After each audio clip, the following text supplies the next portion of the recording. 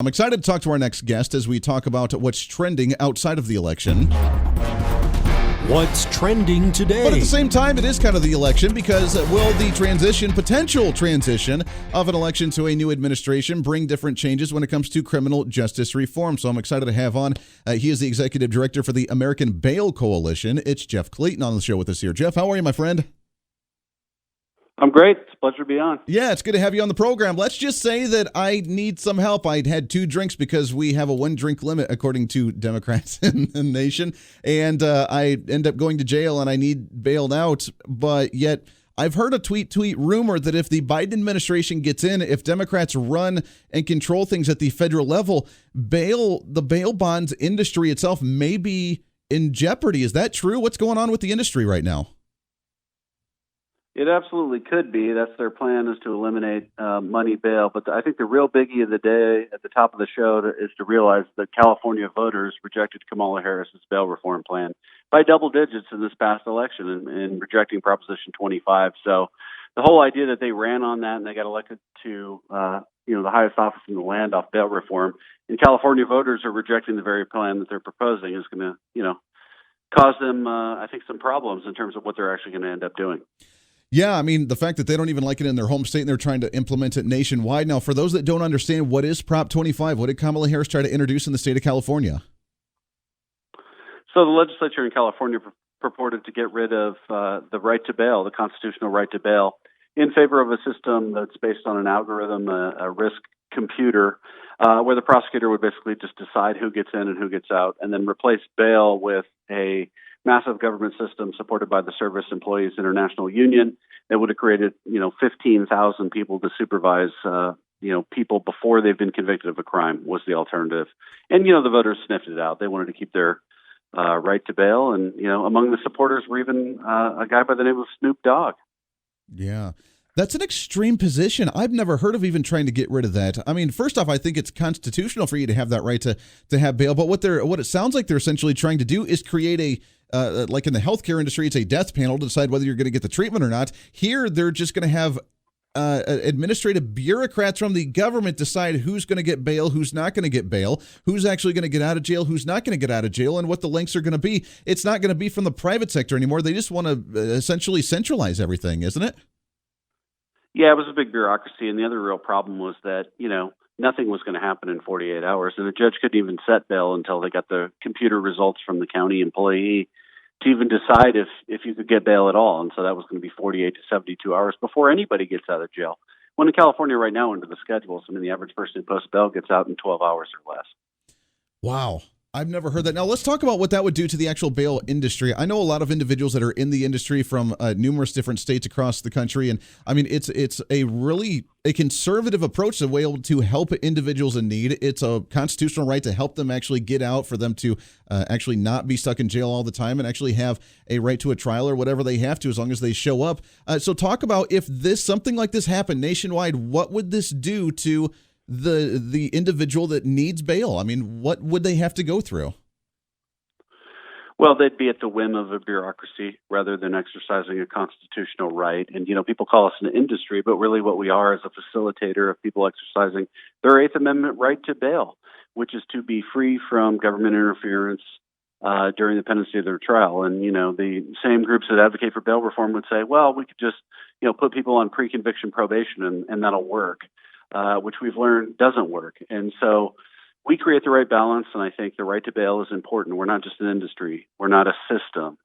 We facilitate people acting in a role as a personal surety and guarantee their appearance and help them exercise their fundamental constitutional rights to bail. So there would be no bail industry, and the government would have the upper hand on defendants. And the reason there is a right to bail is to stop political opponents from locking up the people they don't like. And we see that all the time. And I would fear for a world without the right to bail and bail agents to help folks get their right to bail. Well, sure, especially the ones that are trying to push the abolition of the bail bonds industry, because obviously they're the ones that passed, like what Joe Biden passed back in the 1990s, with really incarcerated a certain large group of minority individuals because they like to call them super predators and that they didn't like the jungles of racial whatever. And I mean, they've used it for their political agenda for identity politics for a long time. Would that type of mindset be increased with just political political bureaucrats deciding who's going to stay in prison and who doesn't?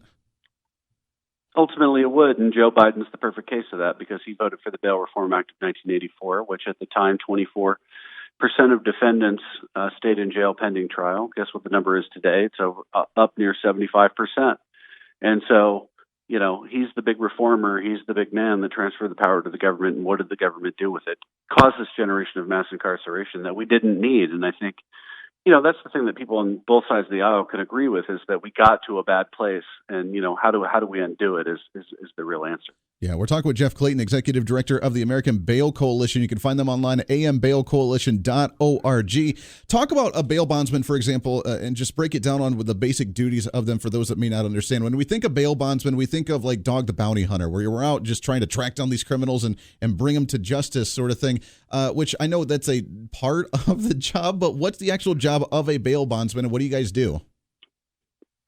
Well, we're really an extension of the personal surety system. We post a bond. We guarantee, we post a financial guarantee that the defendant is going to show up for court. If they don't, it's our job to get them back. And of course, in the states we operate, we have arrest powers, the ability to go and pick up and physically affect the custody of the defendant, which doesn't happen in the bounty hunter case all the time.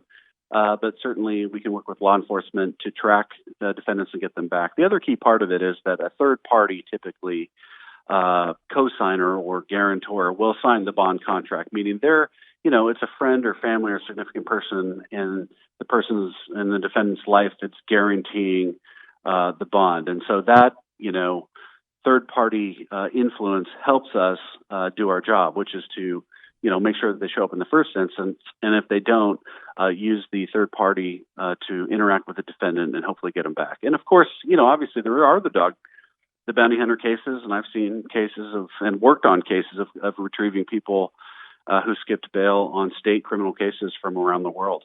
And, there's specialists who work in the bail bond industry, and we supported federal legislation to tighten, those loopholes and try to get people back from countries like Morocco where, sex offenders will flee and they're difficult to get back. So we're a tight industry and we're accountable, and it's a good thing. Yeah. How big is the industry? Do you have any idea nationwide how many bail bondsmen there are, or statewide, kind of where this is? Because it's an industry that I don't think gets enough attention to talk about what's really going on in criminal justice and the legal system, but it's a major industry.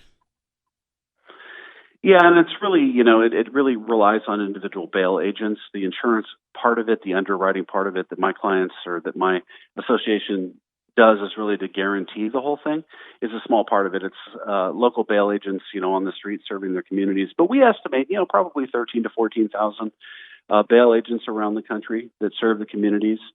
Majority female-owned businesses around the nation. A lot of minority-owned businesses in the places where they operate, and then of course all the other jobs. Staff and stuff that are created off the bail agents, and of course, taxpayers and paying premium tax and all that sort of thing, contributes to the economy as well. Sure, absolutely. We got just about a minute left here. We're talking with Jeff Clayton, Executive Director for the American Bail Coalition. Let's talk about criminal justice under President Trump so far, whether he stays in office the next 4 years or he doesn't after the investigations. But from your perspective, you being in the industry and seeing what's been done and the changes that have happened over the last 4 years, criminal justice, has it gotten better or has it gotten worse over Trump's administration the last 4 years? Well, I think at the federal level, it's been fine. He's done a credible job. And the other thing is I think he's respected states' rights, and that's what we want, is that state legislatures and governors and those sort of things need to make those policies, and we need to win or lose on the merits. And I think that respect for federalism is something that I have to credit the Trump administration with. And we'll see, how interruptive the Biden administration is going to be of local policies, whether they be Democrat or Republican. I guess we're going to find out. Yeah. In about 20 seconds, if Joe Biden does become president and they try to push this, what they did in California, do you think Democrats nationally would push it? And are you concerned about that going into the next year?